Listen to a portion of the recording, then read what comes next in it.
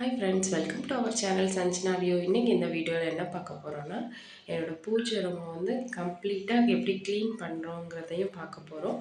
அப்புறமா அதில் நிறைய டிப்ஸ், ஒவ்வொரு திங்ஸை எங்கெங்கே வச்சா என்னென்ன பாசிட்டிவாக நடக்கும், என்னென்ன வேண்டுதல் பலிக்கும் அப்படிங்கிற பூஜை அறை டிப்ஸும் சொல்ல போகிறேன். வாங்க வீடியோக்குள்ளே போகலாம். இதுவரை என் சேனலை சப்ஸ்கிரைப் பண்ணாதவங்க சப்ஸ்கிரைப் பண்ணிக்கோங்க. வாங்க இப்போ வந்து நம்ம ஃபோட்டோஸ் எல்லாத்தையும் கம்ப்ளீட்டாக எடுத்து நல்லா பன்னீரில் ஒரு காட்டன் கிளாத்து இல்லை ஏதாவது ஒரு துணி எடுத்து நினச்சி நல்லா எல்லா சாமி ஃபோட்டோவையும் தொடச்சி வச்சிடணும் கம்ப்ளீட்டாக. அதுதான் நல்லா வாசமாக இருக்கும். அப்புறமா மாக்கோலம் போடுறேன். அரிசி மாவில் கோலம் போடுறது ரொம்பவே நல்லது. நான் கொஞ்சம் மஞ்சள் கலந்து போடுறேன். அது இன்னும் பார்க்கவும் சூப்பராக இருக்கும், நல்ல மங்களகரமாக இருக்கும். அதனால நான் மஞ்சள் கலந்து இன்றைக்கி கோலம் போட்டிருக்கேன். நீங்களும் முடிஞ்ச வர மாவால், அரிசி மாவில் கோலம் போட்டு பழகுங்க. அது ரொம்ப நல்லது, பாசிட்டிவாகவும் இருக்கும். நிறைய எறும்பெல்லாமும் சாப்பிட்டுட்டு போகும். அது நமக்கு ரொம்பவே புண்ணியம். அதுக்கப்புறமா மஞ்சளும் குங்குமமும் எடுத்து இப்போ சாமி ஃபோட்டோக்கெலாம் எப்படி போட்டு வைக்கணும்னா, கொஞ்சமாக பன்னீர் ஆட் பண்ணி, தண்ணிக்கு பதிலாக பன்னீர் ஆட் பண்ணி, இல்லை ஜவ்வாது கூட ஆட் பண்ணிக்கலாம். இதெல்லாம் ஆட் பண்ணி சாமிக்கு மஞ்சள் குங்குமம் வச்சிங்கன்னா வாசனையாகவும் இருக்கும். ரொம்ப நமக்கே ஒரு சாமி ரூமுக்குள்ளே வந்தோன்னா ரொம்ப பாசிட்டிவாக தெரியும். நான் பென்சிலோட பென் பக்கமாக வச்சு வைக்கேன். அப்போ ரவுண்டாக நல்லா அழகாக வரும்ன்ட்டு அதில் மஞ்சள் குங்குமம் வச்சுருக்கேன். இப்படி வச்சு பாருங்கள், ரொம்பவே சூப்பராக இருக்கும். அதே மாதிரி அம்மனுக்கு தாலி போட்டோன்னா அந்த தாலிலையும் ஒவ்வொரு டைமும் நம்ம சாமி கும்பிடும்போது மஞ்சள் குங்குமம் வச்சு கும்பிடணும். நம்ம வச்சுக்கிற மாதிரி. சில பேர் ஒவ்வொரு டைமும் க்ளீன் பண்ணும்போது இதை மாற்றிடுவாங்க. நான் அப்படி இல்லை. வரலட்சுமி பூஜைக்கு வந்து மகாலட்சுமிக்கு மஞ்சள் கயிறு கட்டுவேன். அப்போது அடுத்த வரலட்சுமி பூஜைக்கு தான் அதை சேஞ்ச் பண்ணுவேன்.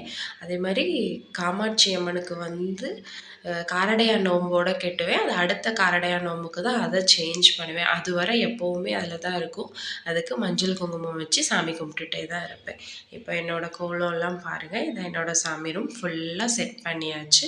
சூப்பராக இருக்கா? இப்படி எப்போவுமே நல்ல மஞ்சள் கலரை ரொம்ப பாசிட்டிவாக இருக்குல்ல, அதான் இது சேர்த்துக்கிட்டேன். இப்போ வந்து விளக்கு வைக்கிற மேடையிலையும் வந்து நம்ம மாக்கோலம் போட போகிறோம். இப்படி மேடையிலையும் மாக்கோலம் போட்டு வைக்கிறது வந்து ரொம்பவே நல்லது.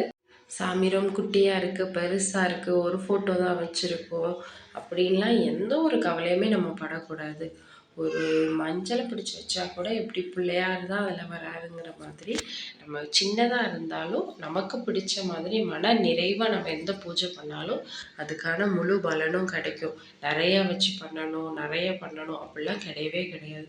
நீங்கள் ஒரு ஃபுல் ஃப்ளெஷ்டாக நம்ம இந்த பூஜை பண்ணணும்னு நினச்சிட்டு ஒரு பூஜை பண்ணுங்களேன், அதுக்கான பலன் கண்டிப்பாக கிடைக்கும். நான் நிறைய அப்படி வந்து எனக்கு பலன் கிடச்சிருக்கு. நீங்களும் ட்ரை பண்ணி பாருங்கள். இப்போது விளக்கு வைக்கிற தட்டுக்கு எல்லாம் மஞ்சள் குங்குமம் வைக்கிறோம். இது வந்து எப்போவுமே பொட்டு வைக்கிறது வந்து ஒத்த படையில் தான் வைக்கணும். ஒன்று 3 வைக்கணும், 5, 7, 9ன்னு அப்படி ஒத்த படையில தான் வச்சுக்கணும். ஆட் நம்பரில் வைக்கணும். இப்போ விளக்கு கொஞ்சம் வச்சு காமாட்சி அம்மன் விளக்கு நான் வந்து 3 விளக்கு வச்சுருப்பேன். காமாட்சி அம்மன் விளக்கு, 2 வெள்ளி விளக்கு. மகாலட்சுமிக்கு வந்து வெள்ளி விளக்கு வச்சுருப்பேன். அப்புறம் குபேரர் அதுக்கெலாம் வந்து குட்டியாக இன்னொரு வெள்ளி விளக்கு வச்சுருப்பேன். அப்புறம் மொத்தமாக வரைய ஒரு விளக்கு, இப்படி 4 விளக்கு வச்சுருப்பேன். அப்புறம் காலையில் பிரம்ம முகூர்த்த பூஜை.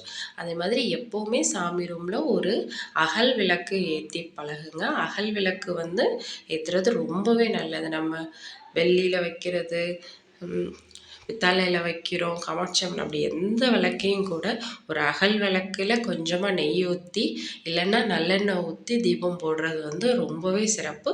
கண்டிப்பாக சாமி ரூமில் ஒரு அகல் விளக்கில் தீபம் ஏற்றி பாருங்கள், உங்களுக்கே அந்த சேஞ்சஸ் தெரியும். அப்புறமா ஃப்ரைடே வந்து ஒரு கண்ணாடி பவுலில் வந்து கல்லுப்பு எடுத்து நல்லா நிறச்சி வச்சுட்டு, அந்த கல்லுப்பை ஃபுல்லாக அந்த பவுல் ஃபுல்லாக நிரப்பி வச்சு கொஞ்சமாக ஒரு மஞ்சள் துண்டு எடுத்து மேலே வச்சு மகாலட்சுமி முன்னாடி வச்சு சாமி கும்பிடுங்களேன், நல்லா பண வரவு அதிகரிக்கும். இப்போ வந்து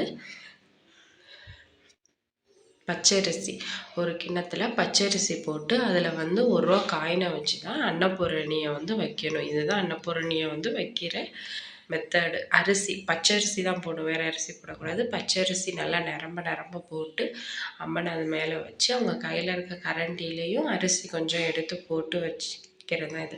இது வந்து நான் குபேரருக்கு பூஜை பண்ணுறதுக்காக ஒரே மாதிரி ரூ. 5 காயின் 21 எடுத்து வச்சுருக்கேன்.